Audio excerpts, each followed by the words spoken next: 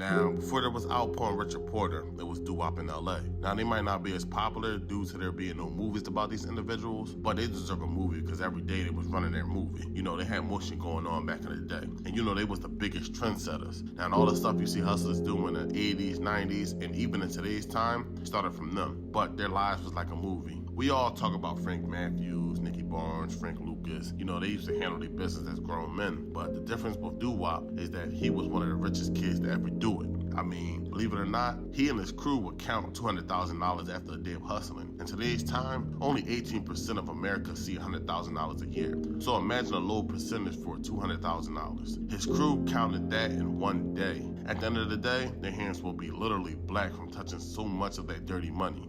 Counting all that money will be the least favorite part.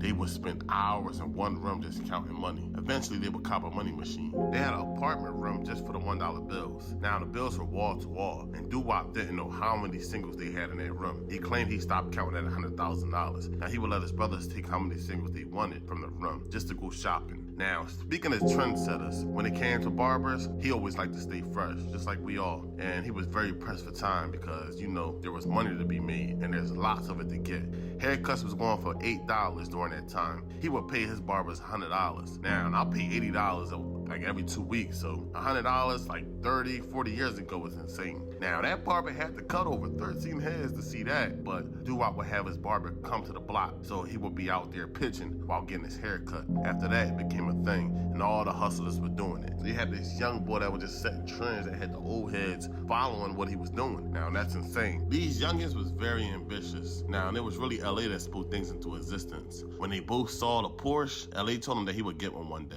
Dwop shut it down and told him to keep dreaming. Now, LA told him everyone gets a turn to shine. You just have to wait your turn. See, LA was a friend that Dwop really needed to give him that push. He needed that drive to become the man he became. We all need a friend like LA to challenge us and push us to become great. LA was the one that bought Dwop tree and asked him to help him get rid of it. Now, LA got it from one of the hustlers from the projects, and the person he got it from was nothing to play with, especially when it came to his money. Now, the two began hustling, getting into a little paper. They started blowing the tree, and LA started going crazy with the spinning. Because, you're a youngin', when you first seeing some paper, you don't know what to do with it, so you start blowing it, and he forgot that he still owed the hustler that he was selling for. So, LA went to cop some jewelry for him and Dwop. And, he was looking out for his friends and everything, but it slipped his mind. Now, he had to come up with something quick because he blew all the money that he owed the guy. Now, this forced these kids into grown men situations, having to come up with some money by a certain time. Now, this wasn't a landlord or a credit union situation. This was a dangerous situation where LA could have lost his life.